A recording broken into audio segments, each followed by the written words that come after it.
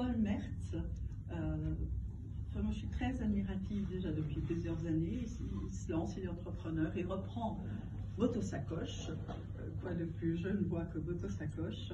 Et je suis interpellée il y a quelques semaines par un post qu'il met sur un réseau social en disant les doigts dans le nez, c'est à peu près ça au début, je viens de lever 1,2 million. Les doigts dans le nez, puis après je lis. Et après en fait, il y a le parcours du combattant. Et je lui ai demandé ce soir de venir nous expliquer ce parcours du combattant.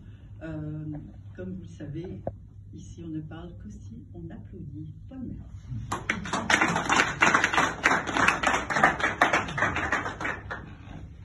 Merci beaucoup Enza, merci à tous d'être venus ce soir. Qui parmi vous est entrepreneur déjà, que je comprenne un peu l'audience? Ok, bon, tout le monde, ou presque. Donc, contrairement à ce qu'a dit Enza, enfin, au détail près, c'est pas quelque chose de récent pour moi l'entrepreneuriat. J'ai commencé à travailler à mon compte à 24 ans. J'ai entre 18 et 24 ans eu quelques expériences dans la vente principalement, toutes sortes d'objets, des tableaux, de l'immobilier, des assurances, des produits bancaires. Et je me suis énormément épanoui là-dedans, formé là-dedans. Simplement, je trouvais ça trop limitant d'un point de vue intellectuel. Et à 24 ans, j'ai commencé à m'intéresser à l'Internet, notamment au web. Et j'ai découvert un monde hyper fascinant. Je me suis formé au code, je suis devenu développeur, et puis après designer, et puis après j'ai fabriqué des sites internet, après j'ai vendu des sites internet. C'est comme ça que j'ai créé Mage Digital, qui est une agence qui m'a permis de vivre entre 24 et 34 ans. Et en fait, je viens de la vendre récemment. Et donc c'est un parcours entrepreneurial qui a commencé il y a très longtemps avec des galères. On pourrait en parler beaucoup plus longuement et on pourrait, je pense, faire une autre conférence sur toutes les galères que j'ai rencontrées dans l'entrepreneuriat depuis mes 24 ans. Mais là, l'idée, c'est de parler un peu plus de Moto Sacoche et de cette levée de fonds. Donc Moto Sacoche, c'est une marque genevoise effectivement qui est née en 1899 dans l'esprit des deux frères Dufaux qui ont 15 et 18 ans à l'époque, et qui invente une sacoche qui s'installe dans un cadre de vélo avec un moteur dedans qui permet de propulser n'importe quel vélo à 45 km/h. Et c'est eu un succès commercial absolument dingue. Ils en ont vendu dans le monde entier. Ils ont notamment organisé et co-organisé par la suite le Bol d'Or, des grandes courses internationales, parce que évidemment au départ c'était des petites motocyclettes, les cadres sont devenus plus grands, les moteurs sont devenus plus gros, plus performants. Et puis en fait, dans les années 1920, il y avait 1200 employés qui étaient aux Acacias. Aujourd'hui, c'est le siège de la banque Pictet. Et c'est 1200 employés qui travaillaient pour créer les meilleures machines de l'époque, qui équipaient notamment Triumph, Royal Enfield, donc des grandes marques. Et ils étaient surtout très réputés pour la qualité des moteurs, pour la qualité, je dirais la robustesse et la performance des moteurs. J'ai racheté cette entreprise il y a 7 ans, j'ai racheté la marque, parce que l'entreprise a complètement disparu dans les années 2000, j'ai racheté la marque il y a 7 ans.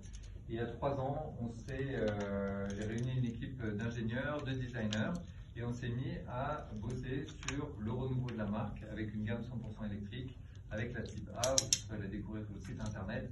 Mais là, je crois que ce soir, on est là pour parler surtout de levée de fonds, et de levée de fonds en Suisse, et à quel point ça peut être dur, difficile, galère quand on se lance dans une entreprise qui est ambitieuse, et comment est-ce que le fait de la financer peut nous amener à traverser des étapes qui sont à la fois dures, mais aussi hyper riches. Et je pense que c'est ce que j'aimerais en tout cas partager avec vous ce soir, c'est les différentes étapes et comment est-ce que d'une difficulté on en fait une force, et comment est-ce qu'on peut espérer arriver au bout du processus. Est-ce qu'il y en a parmi vous qui ont déjà levé des fonds? Okay. Est-ce que ça a été plutôt facile, plutôt compliqué? Comment vous l'avez vécu? Compliqué. Compliqué? Difficile? Ça va. Ça a l'air d'aller. Pour vous, en tout cas, peut-être vous pouvez pitcher après nous, ça va.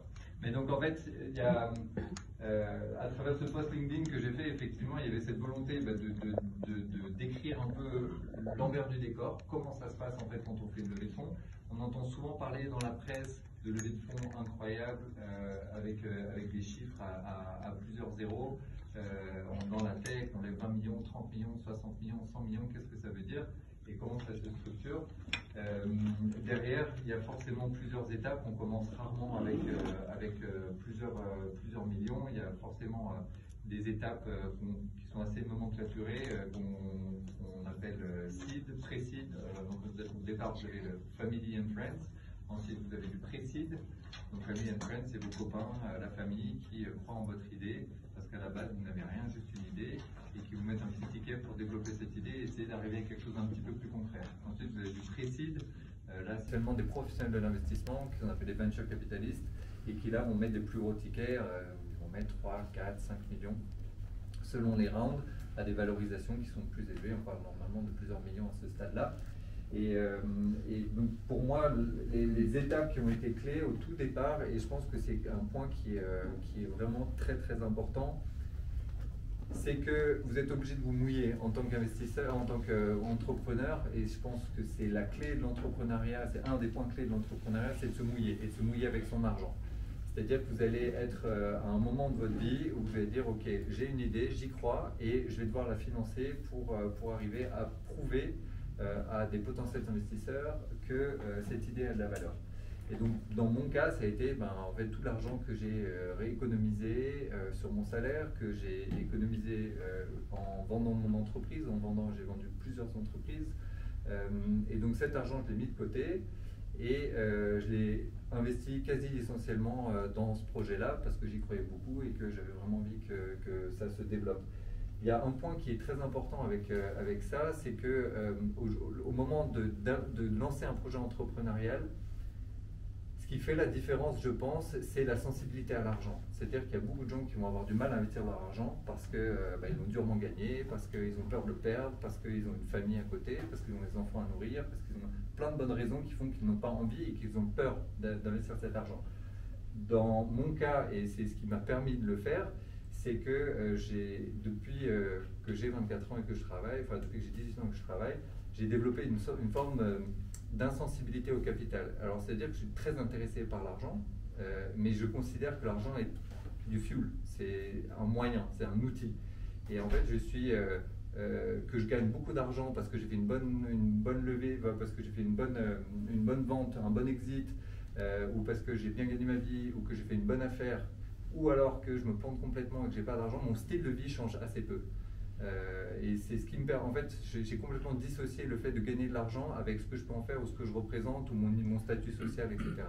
Et ça, c'est pour moi une des forces d'un entrepreneur, c'est que souvent, il y a une forme de satisfaction à entreprendre et il n'y a pas une recherche de gains ou de bénéfices. En fait, l'argent n'est pas là pour vous enrichir ou pour vous changer votre vie.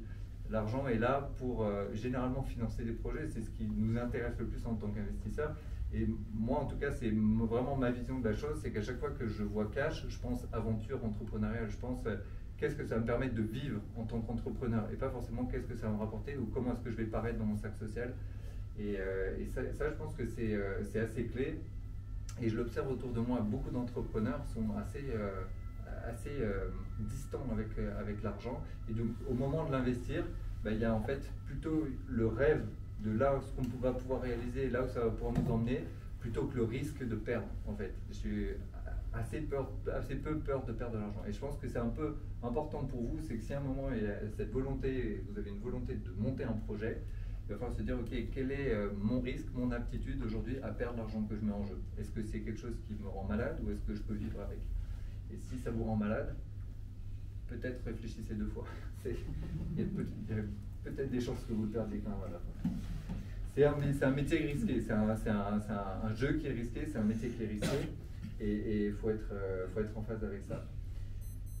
C'est aussi développer une forme de frugalité aussi quand on est entrepreneur, quand on en gagne, quand on fait des bonnes opérations, d'être capable de se dire ok, je garde la tête sur les épaules, je ne vais pas tout dépenser et de se satisfaire de la vie au-delà de l'aspect pécuniaire.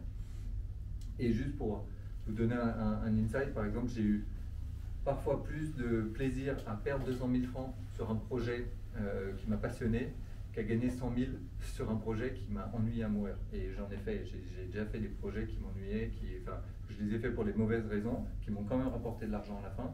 Mais finalement, j'étais presque plus content de perdre de l'argent sur un projet qui m'a excité et dans lequel j'ai eu énormément de plaisir que parfois à gagner. Donc le premier step, c'est l'investissement. Vous allez sortir de l'argent, développer une idée, commencer à construire un service, un produit, peu importe. Ensuite, il va y avoir justement cette construction du service, construction du produit. Et là, il y a une étape qui est hyper clé, ça va être de s'entourer des bonnes personnes. Il n'y a pas 50 façons, enfin, je ne suis pas expert en RH, il n'y a pas de tricks magiques pour choisir les bonnes personnes.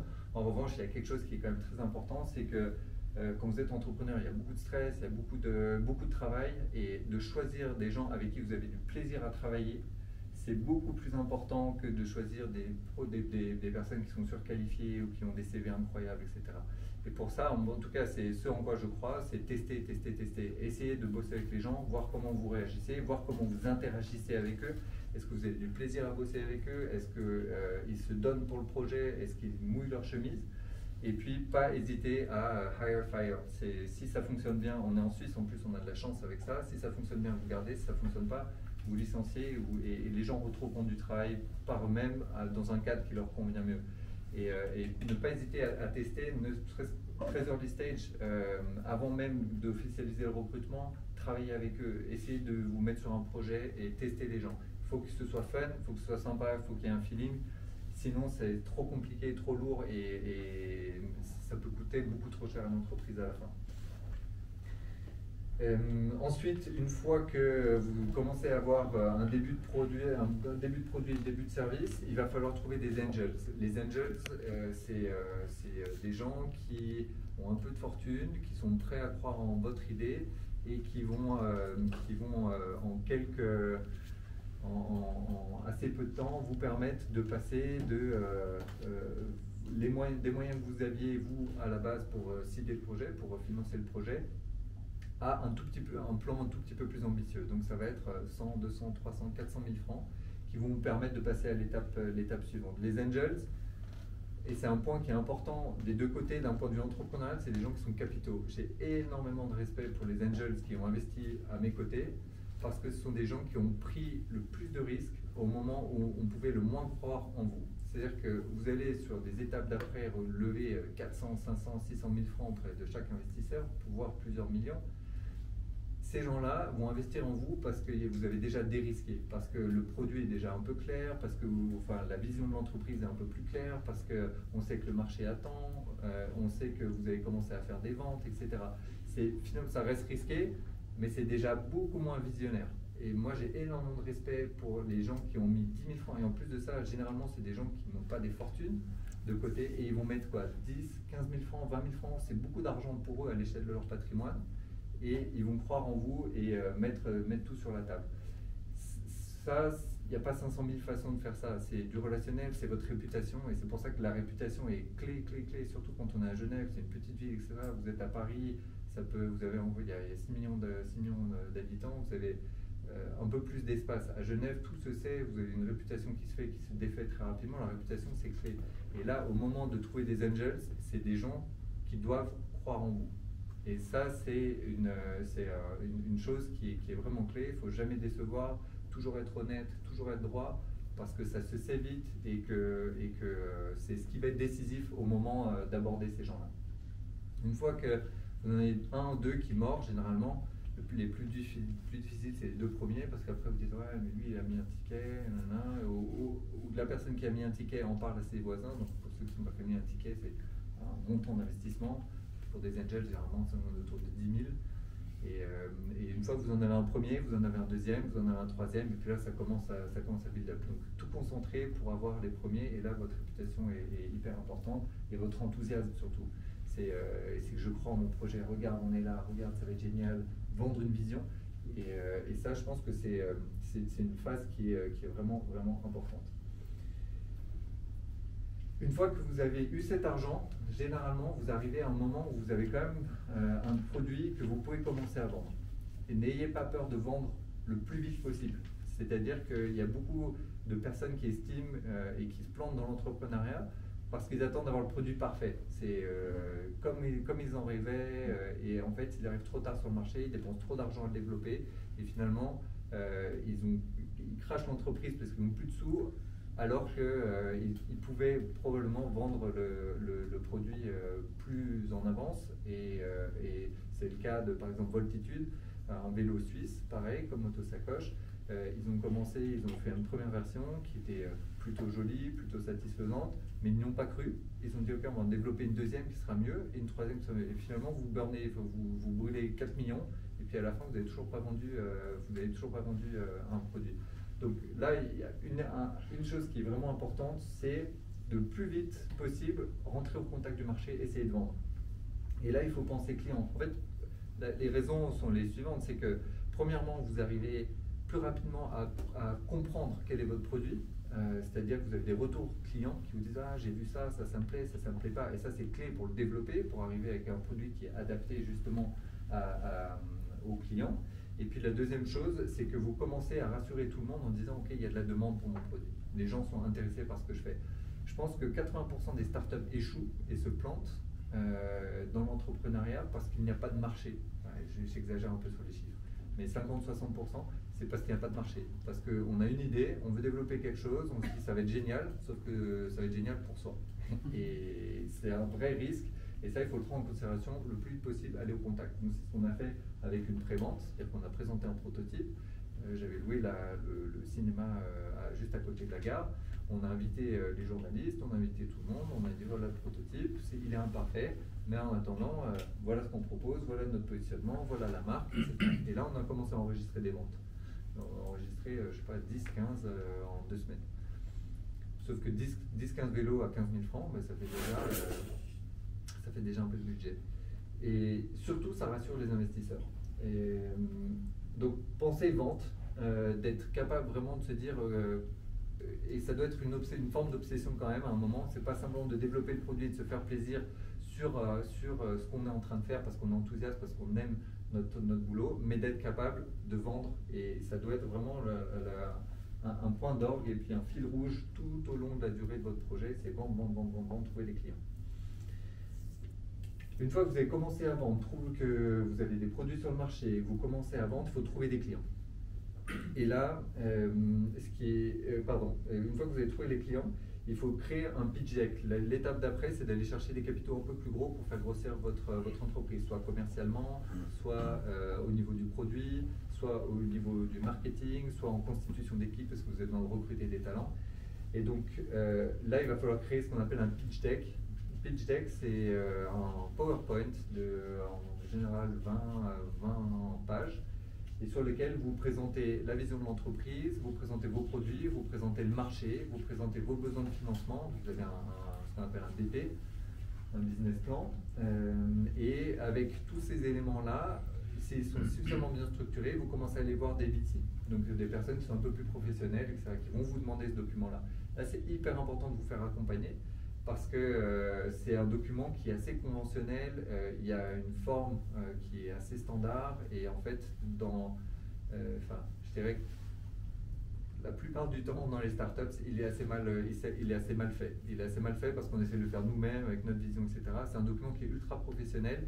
Les investisseurs, c'est leur métier, ils voient ça à longueur de journée. Donc si c'est pas carré, si c'est pas comme ils veulent, avec les bons incentives, ils vont pas y aller. Donc ça, de se faire accompagner là-dessus, il y a plein d'organismes à Genève, on a de la chance, et je pense que c'est peut-être le seul endroit où on est vraiment très très fort à Genève, c'est en coaching gratuit, parce qu'il y a le programme Platine, parce qu'il y a le programme Génilem, parce qu'il y a le programme, on a plein d'organisations et plein de coachs qui savent super bien faire ça et qui peuvent accompagner. Et là, il ne faut pas hésiter à prendre ce service-là parce que ça peut vous faire gagner beaucoup de temps. Parce que c'est pas tout d'aller voir un maximum d'investisseurs, ça on va le voir par la suite, ça fait partie du job et c'est hyper compliqué d'aller voir plein de monde. Mais si vous avez les mauvais outils pour aller voir plein de gens, en fait vous allez juste passer du temps à pitcher pour quelque chose qui ne fonctionne pas et pour lequel vous allez avoir peu de traction. Au-delà de ça, ça va vous permettre de clarifier votre vision. C'est-à-dire que le document il est bien pour expliquer aux autres, mais il est hyper important pour vous-même savoir où vous allez aller. Quelle est mon entreprise? Qu'est-ce que je fais? Quel est mon produit? Comment est-ce que je le vends? Quelle est la façon de le vendre. Je vends des vélos, ok, mais est-ce que je les vends via des abonnements? Est-ce que je les vends mensuels? Est-ce que je les vends via un upfront? Est-ce que je les vends en B2B, donc à des revendeurs? Est-ce que je les vends en B2C, en direct? Et ça, c'est toutes des questions qui sont clés pour votre business model et puis pour savoir où vous voulez aller. Donc ce document-là, vraiment passez-y du temps. J'ai mis beaucoup de temps et je pense pas mal planté avec ça. J'avais tendance à sous-estimer en disant, avec plein d'optimisme, en disant ouais mais attends c'est bon, j'ai l'idée, on y va, c'est cool. Mais tu as l'idée, mais il faut la structurer l'idée et il faut la communiquer clairement. Et ça c'est vraiment des étapes qui sont clés. Ensuite, il n'y a pas le choix, il faut aller faire le tapin. C'est du porte-à-porte quoi. Il y a je sais pas, 5-10 000 personnes qui sont capables de vous aider et de financer votre projet à Genève. Des angels, on a quand même une ville avec un très fort pouvoir d'achat, des gens qui ont 50, 100, 200, 300 000 balles sur leur compte, il y en a. Il faut trouver les bonnes personnes, c'est du relationnel, etc.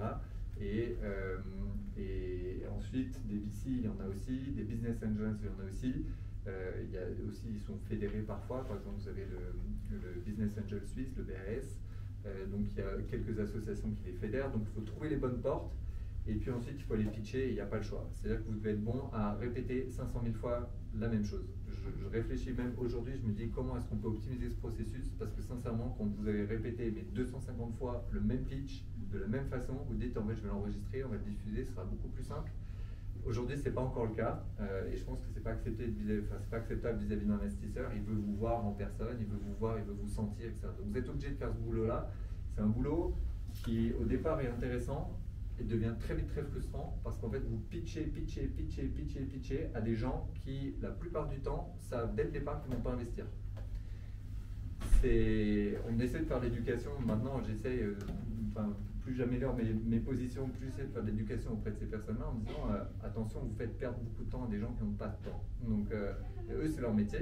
Ils sont assis toute la journée à écouter des gens pitcher et ils vont vous faire déplacer parce que ça les intéresse, parce que c'est leur métier, parce qu'en fait, ils ont des quotas comme tout le monde. Il faut qu'ils screenent, ce qu'on appelle. Donc il faut qu'il y ait 10-15 personnes par jour qui pitchent et qui commencent à recevoir du matériel.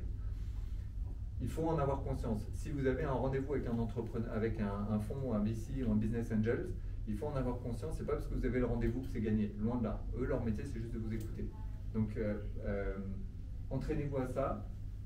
Essayez le plus rapidement possible peut-être de détecter ceux qui sont vraiment intéressants des autres. Essayez quelle est votre stratégie d'investissement. Posez quelques questions. Quelle est votre stratégie d'investissement? Où est-ce que vous en êtes dans votre closing? Donc, est-ce que vous avez des fonds à investir en ce moment? Ou est-ce que vous êtes plutôt... Et en fait, assez rapidement, vous pouvez vous rendre compte qu'il y en a quand même 2-3 que vous pouvez évincer. Typiquement, sur tous les pitchs que j'ai faits, ça m'est arrivé plein de fois, et c'est ce que je décris dans le post, de recevoir des commentaires du style le fonds est fermé, vous êtes trop early dans votre process, donc vous êtes trop tôt dans le process, on n'investit que plus tard, vous êtes un solo founder, c'est aussi une information qu'ils avaient dès le départ. Donc, et puis après, on n'investit que dans la tech. Voilà. Donc je leur dis voilà, je veux vous pitcher des vélos électriques. Ils me font pitcher et à la fin ils me disent non, on n'investit que dans la tech. On investit que dans l'IT. Donc toutes des choses qu'ils savaient dès le départ, mais comme je vous l'ai dit, en fait c'est leur métier, il faut qu'ils soient au courant et puis en fait ils ont ce temps-là à disposition. Donc essayez de vous renseigner au mieux pour savoir si ça colle avec vos besoins. Il ne faut pas oublier une chose, c'est que quand on cherche des fonds, on cherche à financer un projet. Et avant tout, il faut que vous soyez à l'aise aussi avec les gens avec lesquels vous travaillez. C'est-à-dire que de temps en temps, on a tendance à se dire tout ce qui peut venir est bon à prendre. Je pense que c'est assez faux. Il faut quand même avoir suffisamment de recul pour se dire ok, cette personne peut m'apporter quelque chose, ou au contraire, cette personne risque d'être un frein à mon développement. Et il y a des fonds qui, selon comment ils sont investis, peuvent être des freins. Et moi, je passais beaucoup de temps à essayer de choisir les gens avec qui on allait bosser. C'est-à-dire qu'on a même des gens qui étaient prêts à mettre des tickets, avec qui j'ai refusé de bosser, parce que je savais qu'ils ne s'impliqueraient pas dans le projet, ou en tout cas, pas comme nous, pas avec les moyens dont nous avions besoin, et pas selon les termes qui nous arrangeaient. Donc, pitcher, choisir, réussir à en avoir quelques-uns, et puis vous-même faire attention de bien les choisir. C'est ce que je disais aussi, en termes de pitch, je pense que j'ai contacté plus de 200 personnes. angels, et family office et sociétés d'investissement confondues, ça correspond à peu près à 200 calls. Sur les 200 calls, j'ai eu 150 fins de non-recevoir, donc des personnes qui se disent non, c'est pas la peine. Sur les 150 fins de non-recevoir, j'ai eu une cinquantaine de leads, donc il me restait une cinquantaine de leads. Et puis là, ce qui est important, c'est de les relancer. Il ne faut jamais les lâcher. C'est des gens qui, c'est leur métier, mais ils sont aussi hyper sollicités. Ils ont une pile de boîtes à screener qui grossit tout le temps. Donc il faut vraiment les coller, les relancer. Et là, il faut vraiment pour ça avoir une méthodologie qui est hyper efficace, avoir une forme de systémisation de tout ce que vous faites avec un CRM, avec peu importe vos outils, vous les choisissez. Mais c'est important de savoir où vous en êtes, qui vous a dit oui, qui vous a dit non, qui relancer, à quel moment. Et ça, je vous invite vraiment à le faire parce que si vous n'avez pas cette régularité et cette exigence par rapport à votre démarchage, je pense que vous allez vous y perdre. Il y a tellement de monde, vous allez vous y perdre et vous allez perdre des opportunités. Donc c'est important d'être très bon par rapport à ça. Ensuite, il faut aller pitcher, donc vous vous rendez au rendez-vous, vous racontez votre histoire, vous racontez votre pitch, et puis là, vous allez trouver, par la force des choses, si votre produit est bon et si vous avez un bon service, vous allez trouver 2-3 investisseurs qui vont être prêts à passer à l'action, et donc vous allez passer à travers des due diligence. Les due diligence, c'est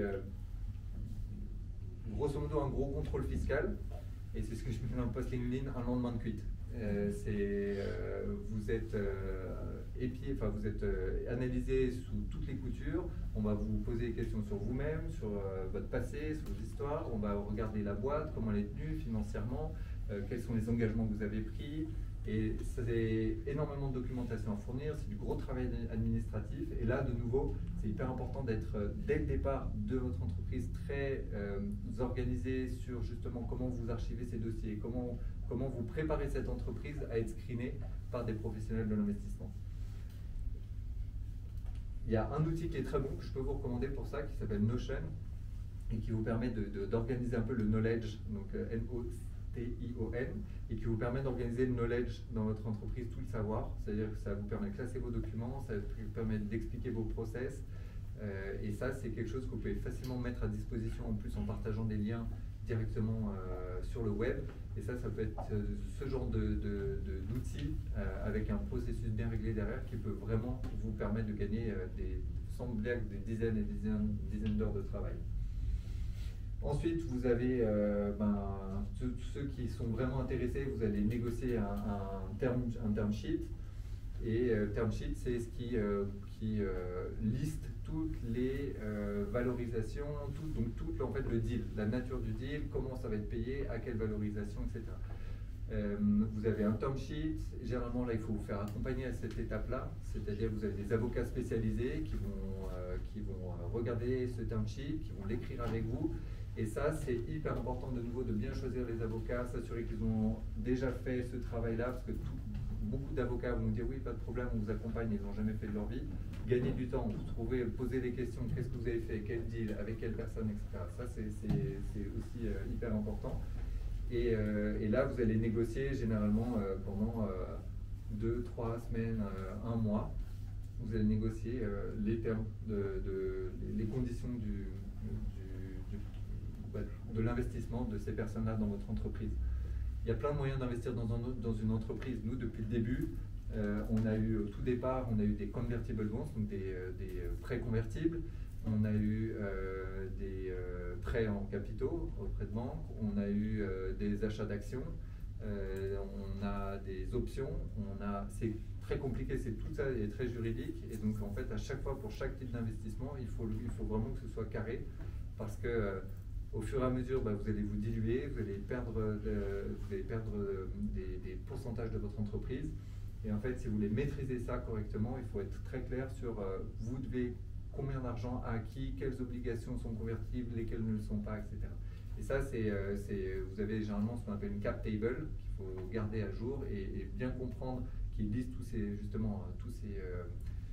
toutes ces créances, ces investissements, etc. Et c'est important de la garder à jour pour savoir où vous en êtes dans le process et qui dirige l'entreprise.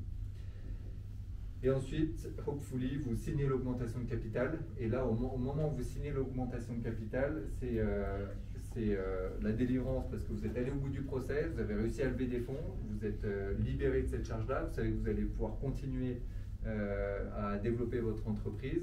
Entre le moment où vous signez l'augmentation de capital et l'augmentation où il y a les fonds, il se passe encore entre 3 semaines à 1 mois. Le temps que ça passe, que ce soit notarié, que ça passe au registre du commerce.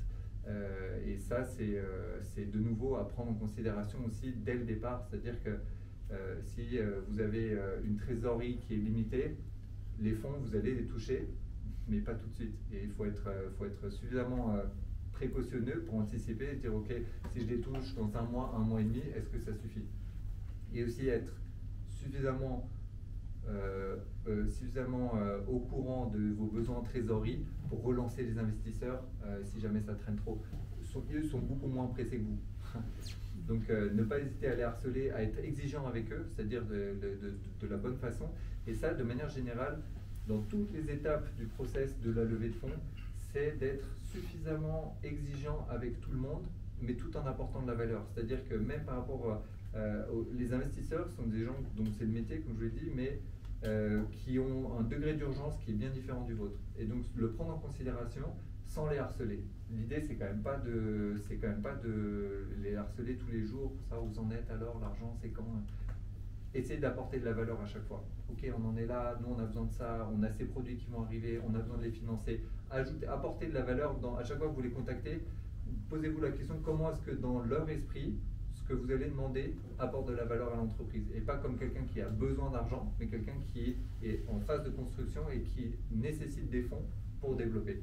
Et ça, c'est important aussi parce que c'est aussi comme ça qu'on peut perdre un peu des bonnes relations avec des investisseurs, c'est en étant trop needy, en disant ouais, j'ai besoin, on voit, ça fait désespérer. Et en fait, c'est un peu, comme je dis tout à l'heure, faire le tapin, j'ai un peu fait exprès, c'est pour provoquer, mais l'idée est vraiment là, c'est que vous avez besoin d'argent, il ne faut pas que ça se sente trop en fait. C'est toujours un juste milieu en disant ok, on est en train de développer quelque chose, on en a besoin parce que ça va apporter de la valeur pour tout le monde et pour vous les premiers, c'est-à-dire que l'idée d'un investisseur, c'est que je vais vous faire gagner de l'argent. C'est pas j'ai besoin de votre argent, c'est je vais vous en faire gagner. Et ça c'est clé parce que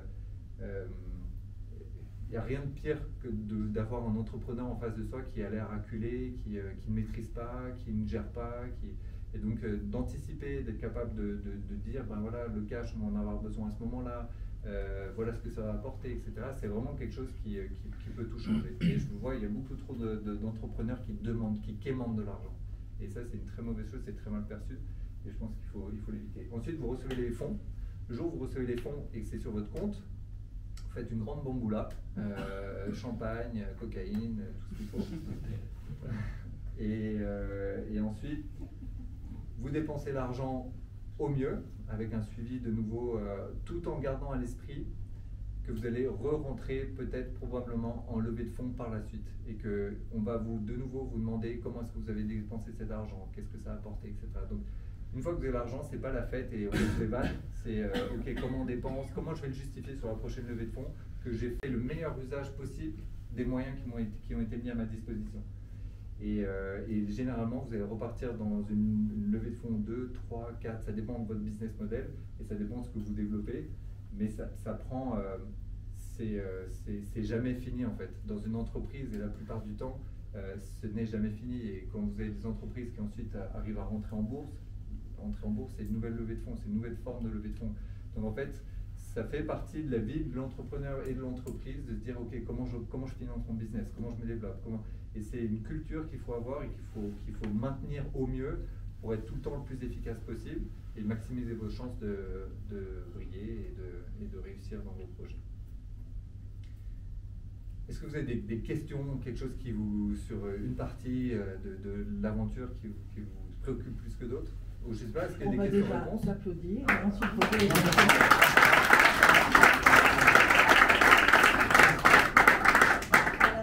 On va y aller avec les questions. Merci beaucoup. Juste, je lance la première si tu me permets. 1,2 million, évidemment pas de collectionnement. Donc ça, c'est de l'investissement. Ouais. Et qu'est-ce que ça représente dans le capital total? Alors, qu'est-ce que 1 million d'euros représente dans le capital total? Qu'est-ce que ça représente dans la valeur de l'entreprise aujourd'hui? Ouais, aujourd'hui, on a une société valorisée à un peu moins de 3 millions. Donc, de nouveau, c'est une petite levée de fonds au tout début. On est en phase plutôt seed. 1,2 million, c'est marrant parce que quand on dit million, dans l'esprit de beaucoup de gens, ça fait beaucoup d'argent et c'est déjà un début de richesse. Dans l'industrie, 1,2 million, c'est rien. C'est très peu d'argent en fait. Ça vous permet de faire quelques bricoles à droite à gauche, mais c'est globalement très peu d'argent.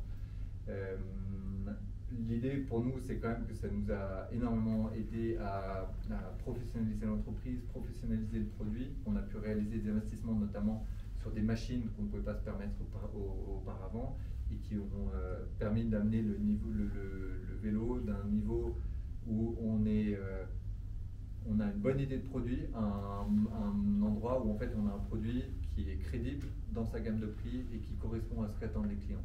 Et ça, c'est clé parce que c'est ce qui permet sur les prochains rounds de pouvoir aller voir des nouveaux investisseurs, de dire ok, cette fois-ci on va lever 3, 4, 5 millions parce qu'on a un produit que les gens demandent et c'est toute la clé, que les gens demandent, donc on sait qu'il y a une demande, que le marché est là et qu'on est capable de délivrer.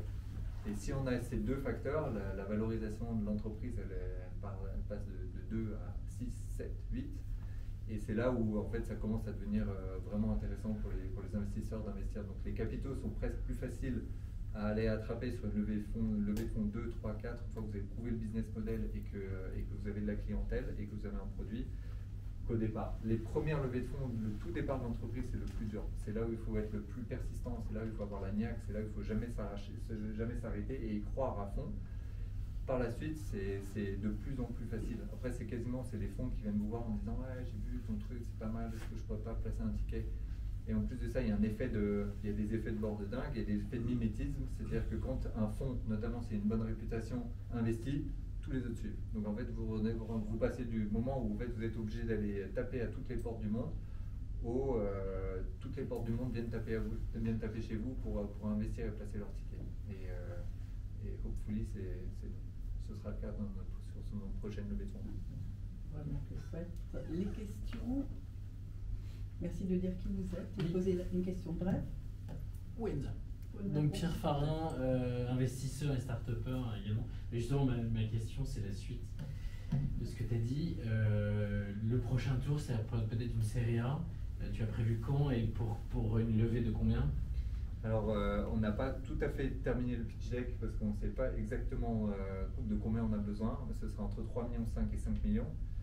Et c'est un round qu'on va commencer au mois de février prochain et pour lequel on a déjà sécurisé une partie de l'investissement. Donc on sait qu'on a dans ce qu'on appelle le follow-up, c'est les investisseurs actuels qui remettent la main au pot. Et on sait qu'on a déjà sécurisé une partie de l'investissement, mais il va falloir qu'on aille chercher le reste. Merci. D'autres questions?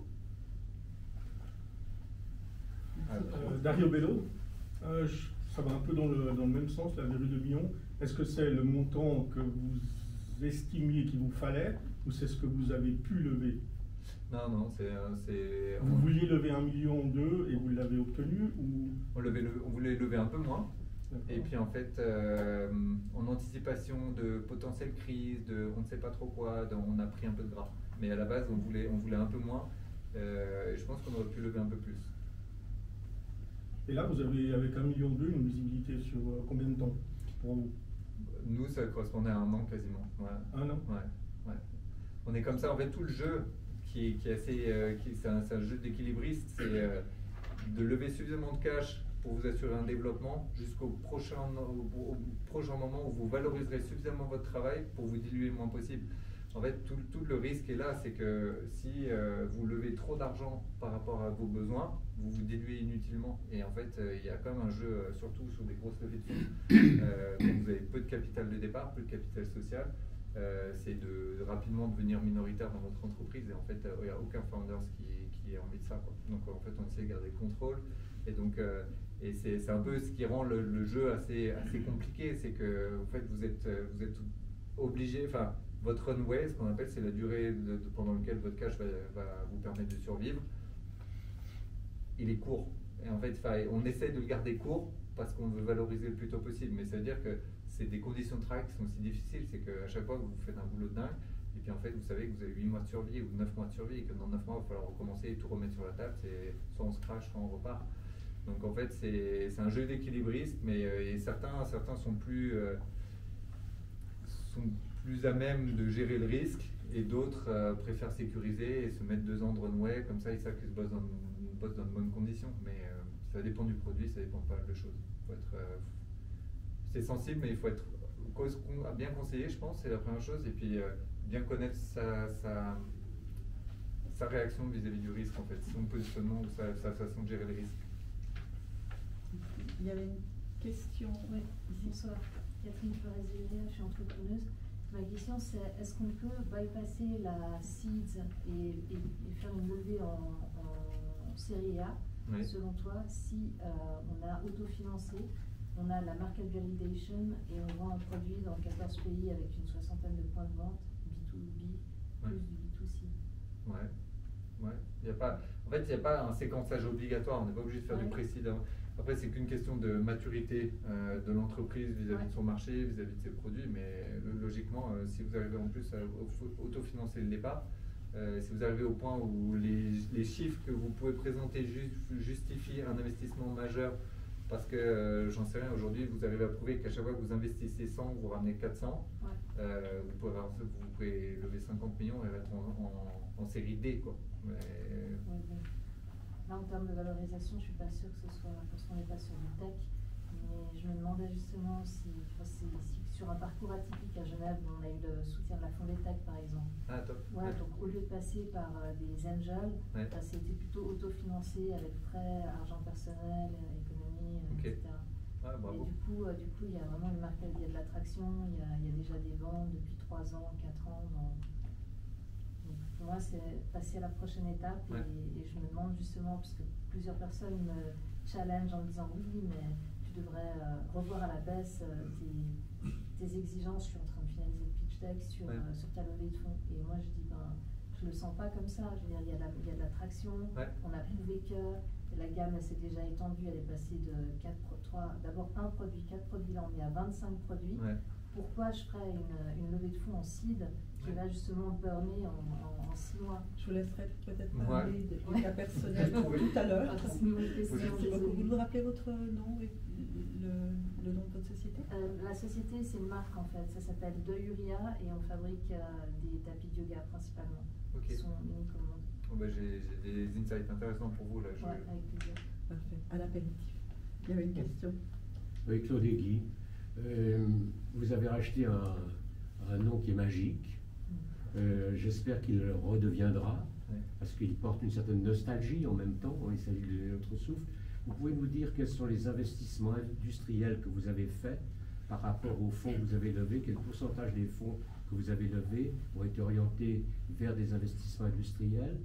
Combien d'emplois, quels seront les emplois créés? Est-ce que tout cela se fera à Genève? Et ensuite, quels sont les marchés que vous visez? Avec quelques indications sur les chiffres d'affaires. Oui, parce qu'il faudrait quand même qu'on parle du produit. On va parler de la levée de fonds, c'est intéressant, mais l'essentiel, c'est quand même le produit. Oui, bien sûr. Alors, aujourd'hui, les investissements industriels, ça correspond à peu près à l'entièreté. Enfin, ça dépend si la R&D est inclus dans le développement industriel. La recherche et le développement, aujourd'hui, correspond à peu près à 60-70% de la levée de fonds. Donc c'est encore de la recherche, amélioration de produits, validation, homologation, etc. On a un bon 30% qui a été dédié à l'achat de machines, des presses, des outils, des jigs. Donc on a immobilisé un peu.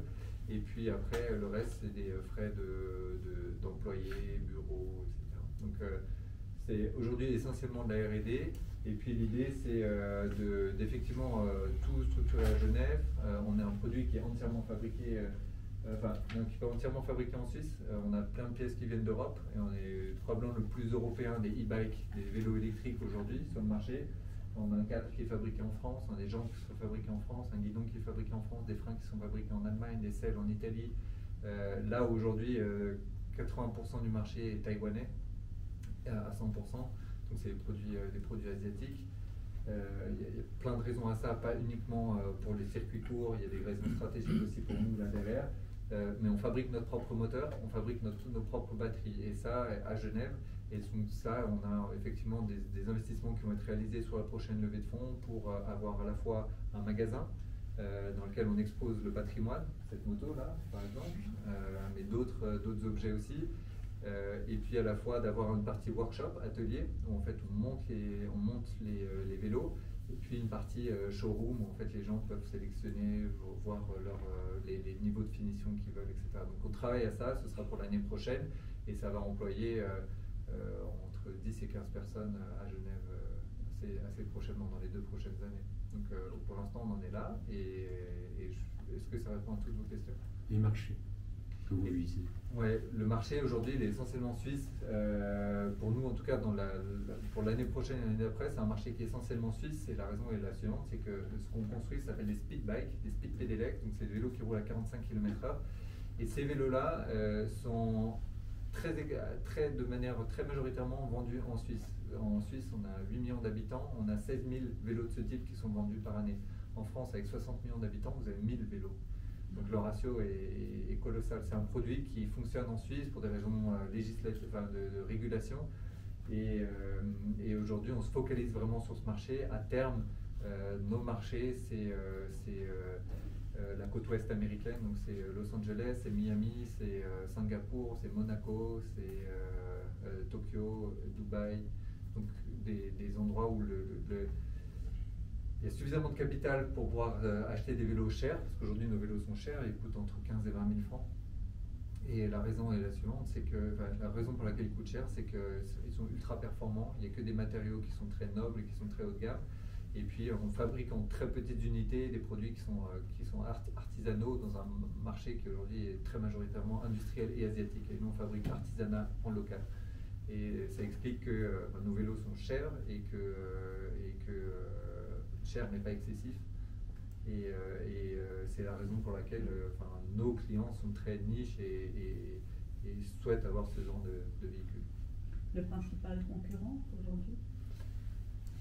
On n'en a pas, on essaie vraiment de créer un marché, un segment au sein du marché. Je dirais que celui qui s'en rapproche le plus s'appelle Strömer, c'est une société suisse, mais du reste qui aujourd'hui fait à peu près 100 millions de chiffre d'affaires sur des vélos uniquement à 45 km/h. Et c'est des vélos aussi qui sont essentiellement asiatiques aussi, mais voilà, avec une équipe de direction et de conception suisse. Donc, Merci. D'autres questions? S'il vous plaît. J'espère que je ne suis pas trop naïve dans mes questions. Merci de donner votre nom. Oui, Mariana, je suis membre du conseil de fondation de l'Orchestre des Nations avec Antoine. Nous, on a un produit qui par définition, ne rapporte pas de l'argent. Ouais. Donc, on a besoin d'argent pour faire que ça fonctionne, mais la personne qui va investir ne va pas recevoir de l'argent. Ouais. Ce qui nous coûte trop cher pour ce qu'on gagne. Oui. Donc, qu'est-ce qu'un investisseur peut y trouver comme gain autre que financier? Est-ce Ouais. que s'associer à son image à nous, quoi d'autre? Si vous avez, Sincèrement, la philanthropie, c'est pas mon domaine du tout. Pas que ça m'intéresse pas, mais c'est qu'on ne peut pas tout faire. Et je sais qu'il y a des fondateurs, par exemple des entreprises qui agissent dans le conseil en philanthropie, comme Wise à Genève, qui est assez connu. Et je pense que de vous approcher de ces personnes-là pour comprendre quelle est la valeur ajoutée, mais j'imagine qu'il y en a plein. Le mécénat existe depuis la nuit des temps, les sponsors aussi. Je pense qu'il y a des raisons, je pense, personnelles, de gens qui ont envie de laisser une trace dans le monde et de faire quelque chose de bien avec leur argent. Donc il y a des motifs personnels, il y a des motifs fiscaux probablement. Je ne peux pas répondre beaucoup mieux que ça parce que c'est pas mon domaine. Merci beaucoup. D'autres questions? S'il vous plaît.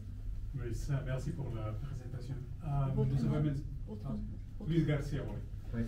Vous avez mentionné les risques seul entrepreneur, seul fondateur. Est-ce que ça a été un problème vraiment pour les investisseurs, ou si vous avez formé une idée d'équipe et des réseaux de soutien, ça a été bien le risque seul fondateur? Ouais, en fait, j'ai l'impression qu'il y a des trends par rapport à ça. C'est-à-dire que de temps en temps, on va dire non, nous, les solo founders, on ne les finance pas parce qu'il y a trop de risques, le mec passe sous un bus, il n'y a plus de projet, il s'épuise tout seul parce qu'il n'a pas de team, etc. Et puis après, vous vous rendez compte que vous investissez dans des entreprises où il y a plusieurs founders, et en fait, ils se tirent dessus, et en fait, ils ne s'entendent pas, et donc en fait, ils se séparent. Et donc, j'ai l'impression qu'il y a des trends, j'ai l'impression que ça passe de mieux en mieux, mais ça reste aujourd'hui, c'est-à-dire que si vous êtes solo founders, votre réputation compte encore plus du coup. Vous pouvez pas vous reposer sur autre chose ou sur un équilibre entre associés avec des complémentarités, etc. Donc je pense qu'il faut être peut-être encore meilleur dans la façon de gérer les rapports aux investisseurs et vraiment donner confiance. Et puis que le track record compte encore plus. Et qu'est-ce que vous avez fait? Qu'est-ce qui justifie qu'on va vous faire confiance à vous? Après, ça a failli nous porter préjudice parce qu'à un moment, l'investisseur principal avait investi dans une autre boîte dans laquelle il y avait aussi un solo founder. Et la boîte est tombée parce que le mec a brûlé, quoi. Donc l'entrepreneur a complètement brûlé. Et dans des conditions qui sont assez tristes. Et en fait, moi qui m'ont beaucoup touché, mais on voit très bien quelqu'un qui est à la tête d'un bateau qui est en train de couler, qui n'arrive pas à réaliser que ça coule. Et qui ment donc en fait des choses qui sont très difficiles et qui peuvent échauder des investisseurs. Maintenant voilà, ça nécessite d'avoir peut-être encore un peu plus de caractère, d'être encore un peu plus affirmatif et puis je vois pas de contre-indication, il y a plein de solo founders qui s'en sortent très bien. S'il vous plaît. Bonsoir Olivier Lazuc, juste une question, aujourd'hui on a du mal, on peut carrément plus maîtriser ses coûts et son chiffre d'affaires, vu qu'on ne sait pas de quoi demain va être fait. Est-ce qu'au niveau du BP, du business plan, ça change quelque chose ou ça a changé dans les semaines, dans les mois qui ont précédé quelque chose sur la présentation? On ne peut plus présenter quelque chose à un chiffre d'affaires à 1 an, à 3 ans, à 5 ans. Est-ce que les business angels ont révisé leur copie?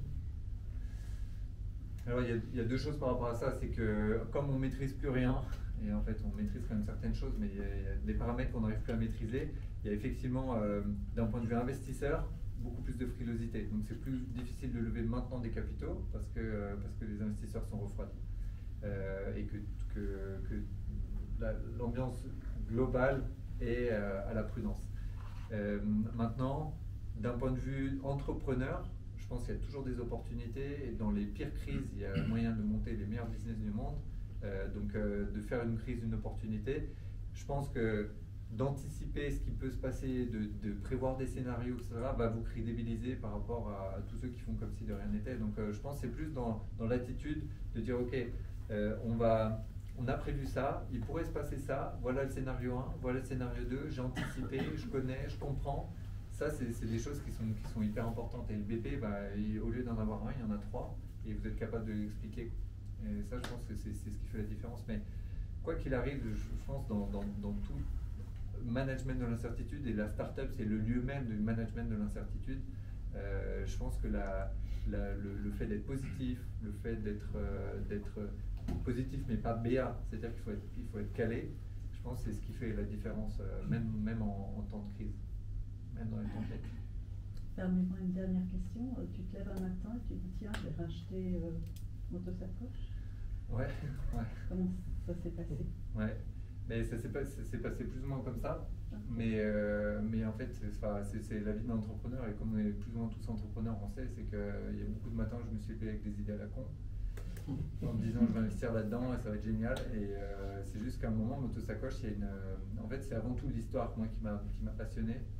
Et j'ai été très touché par l'histoire des frères Dufaux. Et en fait, c'est en travaillant sur cette histoire-là, d'abord par passion pour la marque, par passion pour ce qui s'est passé, que je suis tombé amoureux et que je me suis dit tiens, on va en faire quelque chose. Mais à la base, c'était pas une idée de business, c'est juste j'ai vu une moto dans un musée, je me suis dit tiens, c'est quoi? On m'a dit que c'était suisse, j'ai dit ah bon, et puis on m'a dit que c'était Genevois, j'ai dit c'est pas possible, je savais pas. Et du coup, en bossant dessus, on se rend compte que en fait, il y a le chemin Henri Armand Dufaux à Vézna, parce que les deux frères ont traversé le lac en avion, sont posés là-bas, parce que en fait, c'est des histoires, c'est des aventures entrepreneuriales, c'est des aventures d'hommes. Et moi, ça m'a touché. Et puis en fait, en bossant sur ce livre, je me suis dit non, c'est trop beau pour en fait rester dans un tiroir. Et en fait, ça résonne encore avec notre époque, le Swiss made, la qualité, la fiabilité. le côté mécanique beau, on est les seuls à fabriquer nos moteurs et vous voyez, c'est un moteur Outrunner qui tourne dans son casing. Tout ça, c'est des choses qui, moi, en fait, enfin, ils m'ont beaucoup inspiré. Après, c'est une responsabilité de dingue, en fait. C'est assez marrant parce que souvent, on me dit, ouais, tu as eu de la chance de trouver ça. Alors, je crois pas beaucoup en la chance, je crois beaucoup en travail, je crois beaucoup au courage, je crois beaucoup, un peu moins à la chance. Mais bien qu'il en faille, non, c'est vrai. Vraiment, c'est ce qui lui appartient. Il y a de la chance, mais je crois surtout beaucoup au travail. Et avec l'opportunité de travailler et de reprendre une marque comme Motosacoche, il y a aussi une lourde responsabilité. C'est que la marque a une réputation internationale, vous en parlez à des passionnés, des collectionneurs, etc. C'est toute une époque, c'est précieux, c'est beau, et en fait on n'a pas envie de venir la salir. Donc en fait, la pression d'être à la hauteur de la marque de l'époque, elle est énorme. Et je ne veux pas être celui qui a massacré le Motosacoche, comme des marques françaises, par exemple, qui sont revenues sur le devant de la scène avec des marques anciennes et qui ont essayé de les relancer, mais en faisant fabriquer tout en Chine, avec des trucs qui n'avaient rien à voir. Et en fait, vous faites tomber un mythe, quoi. Et ouais, je ne veux pas être celui qui fait tomber le mythe. Donc voilà, on a beaucoup de plaisir et c'est un grand honneur. Par contre, c'est une grosse responsabilité. J'espère qu'on sera à la hauteur.